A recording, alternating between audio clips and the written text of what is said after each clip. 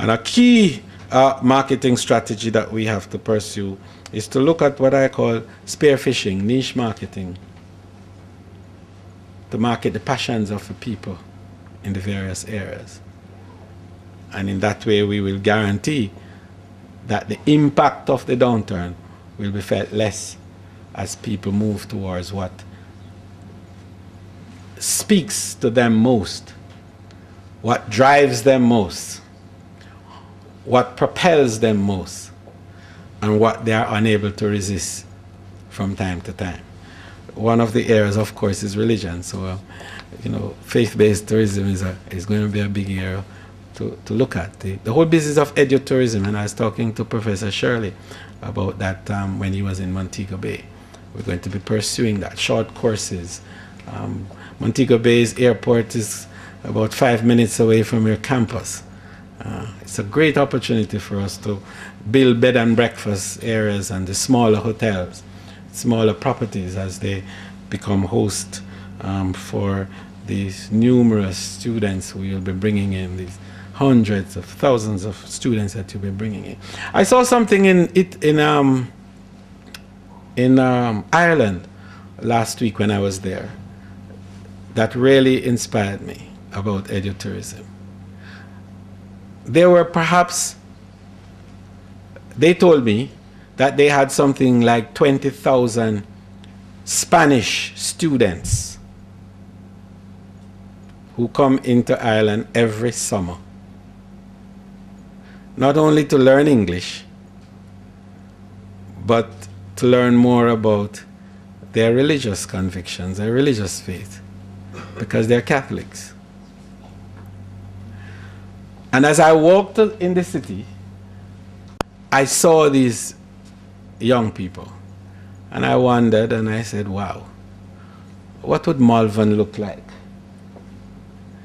Or maybe Christiana, or maybe Brownstown, or maybe Irishtown, or Newcastle maybe.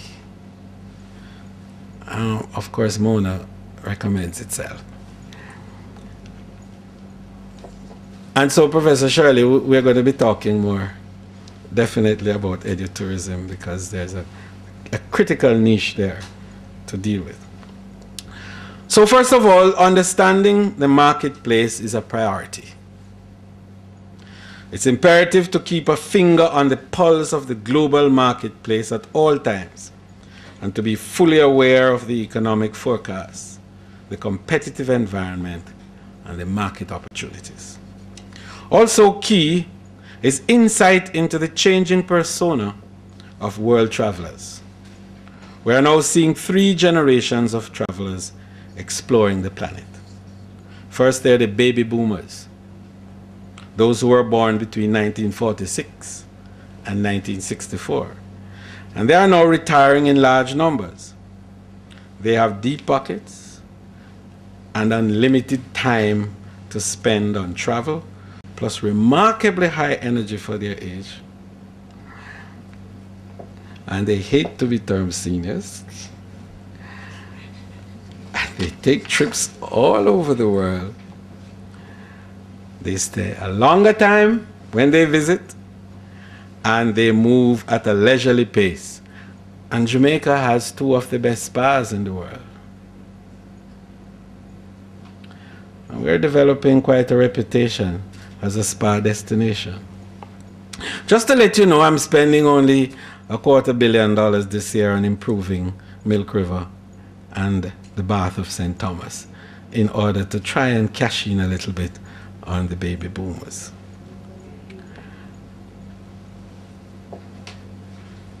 So these multi-generational group bringing together extended families in large groups that favor all-inclusive resorts but want luxury accommodation. Then we have the Generation Xers, those who were born in 1965 to 1979. Right, Mr. Waite? And they enjoy luxury lifestyle driven by a sense of entitlement. They tend to make spur-of-the-moment decisions about leisure travel They expect even more when it comes to hotel rooms. They want the kind of high-touch service that we are talking about now. And in fact, I just to let you know that on Friday, I start that program, high-touch service with white glove luncheon at the Bahia for every level of worker in the tourism industry.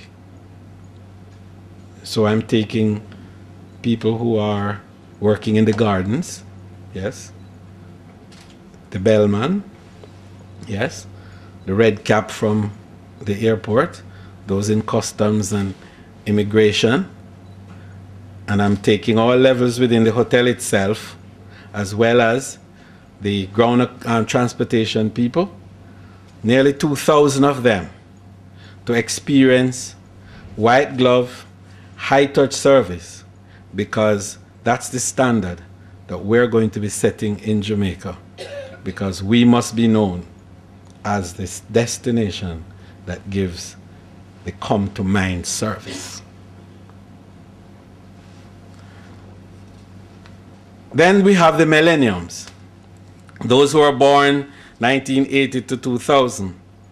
And of course, with the eldest members of this group now entering the workforce and enjoying disposable income, they are characterized by the following. They are environmentally conscious, far more conscious than their preceding generation. They are technology driven in all their decision making, and they are the creators of communication tools like MySpace and Facebook and so on. You know the story. They are the techies, and they are the new rich, and they become fabulously rich at 25 and 27, and they want to move in with their yachts, and again, come-to-mind service is what they require. So one thing, however, that they all share in common, all these three generational groups, is higher expectations. Today's traveler is more demanding and wants an extraordinary experience that will carve indelible memories. There's a growing hunger for knowledge in travel, with vacation time perceived as an opportunity for self-improvement, further education in favorite subjects, for example, in art and architecture, music, literature, food and wine, and for honing skills in special interest areas like golf and sailing and scuba, to name a few.